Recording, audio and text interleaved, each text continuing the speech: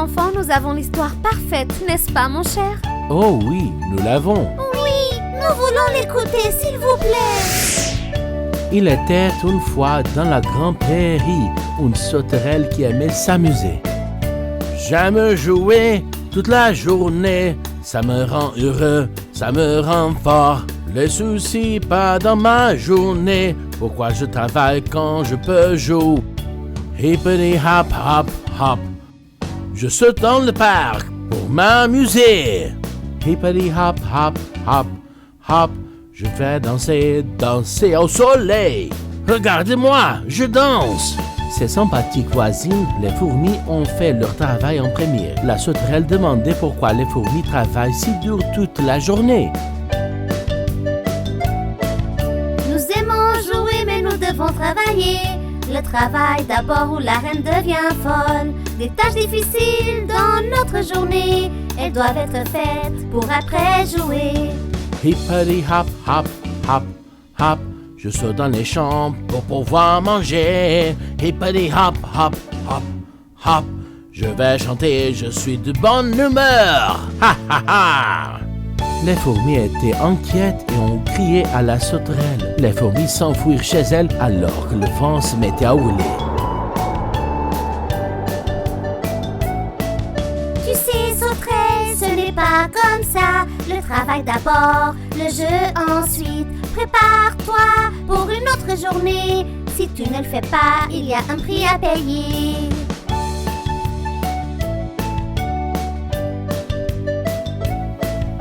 Le temps a changé, il fait froid aujourd'hui, certainement pas comme hier. Soleil, chaleur, où sont-ils allés? Peut-être que demain ils reviendront. Hippity hop hop hop hop, je sautille partout et je m'amuse. Hippity hop hop hop hop, personne ici, je suis tout seul. Hey, où est tout le monde?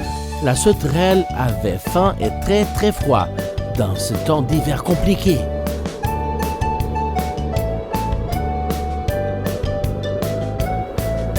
Il fait si froid, plus froid aujourd'hui, et je n'ai pas mangé comme hier. Vent, neige, je frissonne, j'ai besoin d'aide, je te le demande. Hé, tu peux aider un frère? Les fourmis ont entendu frapper et elles ont couru vers la porte. Elles ont laissé entrer la sauterelle qui avait froid et elle a remercié les fourmis pour leur gentillesse. J'ai appris d'une manière très dure, le travail d'abord, le jeu ensuite. Ne tardez pas à faire vos tâches.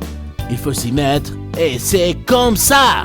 Hippity hop hop hop hop, je saute à cloche-pied vers mon travail. Hippity hop hop hop hop.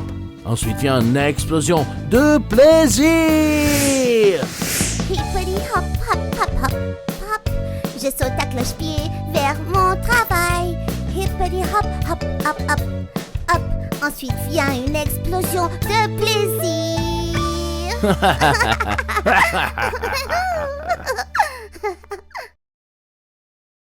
Hey les gars, vous connaissez l'histoire du petit chaperon rouge? Bien sûr que nous connaissons, et c'est ma préférée.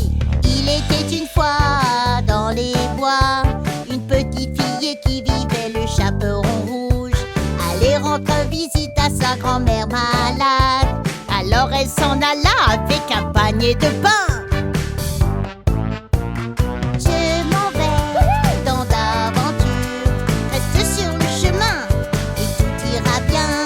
Soudain le grand méchant loup est apparu, avec de grandes dents et des oreilles pointues. Bonjour petite fille, comment allez-vous? Où vas-tu? Je peux venir aussi? Je vais voir ma grand-mère, très loin d'ici. Tu ne peux pas venir maintenant, je dois y aller. Mais le loup avait un plan, il partira vers la maison de grand-mère, de l'autre côté du bois.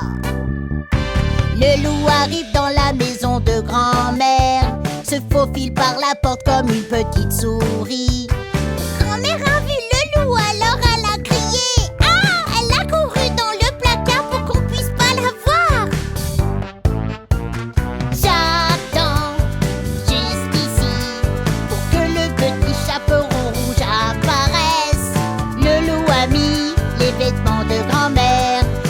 une chemise de nuit et des lunettes sur son nez. Quel loup malin je suis pour prétendre que je suis cette chère grand-mère malade au lit. J'espère que le chaperon rouge arrive vite, vite, me sauve. Et le loup est vraiment très, très mauvais. Juste à ce moment-là, le chaperon rouge arrive à la maison de sa grand-mère. Elle ouvre la porte et marche jusqu'au lit de sa grand-mère. Grand-mère, je suis là, pauvre chose au lit. Je t'ai apporté du pain délicieux. Oh, merci ma chérie, je me sens malade. Viens un peu plus près, jeter un œil. Grand-mère, tu n'as pas l'air d'être toi. Qu'est-ce que je peux faire pour t'aider? Je dois avoir un vilain virus. Grimpe sur le lit et fais-moi câlin. Grand-mère, quels grands yeux tu as. De grands yeux pour te voir. Grand-mère, quelles grandes oreilles tu as. De grandes oreilles pour t'entendre. Grand-mère, quelles grandes dents que tu as. De grandes dents pour te manger.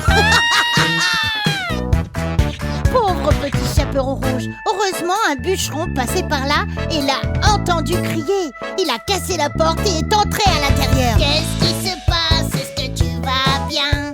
Je t'ai entendu crier de très très loin. Hey, grand méchant loup, sors d'ici et ne reviens pas. C'est bon, chérie. Merci, merci, monsieur le bûcheron. J'espère que ce loup ne reviendra jamais. Où est ma grand-mère? Où peut-elle aller? Est-ce que ce loup l'a trouvé avant qu'il ne m'ait eu? Me voici, petit chaperon rouge, je suis bien. Je me suis cachée du loup en un rien de temps. Dieu merci, grand-mère, que tu vas bien. Le bûcheron nous a sauvé la journée. Maintenant que notre histoire est terminée, qu'avons-nous appris du petit chaperon rouge? Ne parlez pas aux inconnus dans les bois et sois toujours gentil comme le chaperon rouge.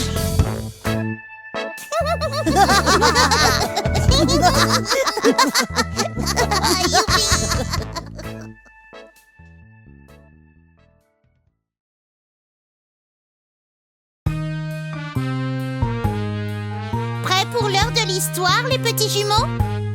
Yeah! Que diriez-vous de l'histoire de Jack et le haricot magique? Parfait! Jack vivait dans une petite ferme. Il faisait ses corves et travaillait dur. Un beau jour, sa maman lui dit qu'il n'y avait plus de graines. Que faisons-nous? Que faisons-nous? Nous avons besoin d'argent pour la nourriture. Jacques, tu dois aller en ville pour vendre notre vache préférée. Et Jacques a pris leur vache préférée. Il marche jusqu'à la ville et rencontre un vieil homme.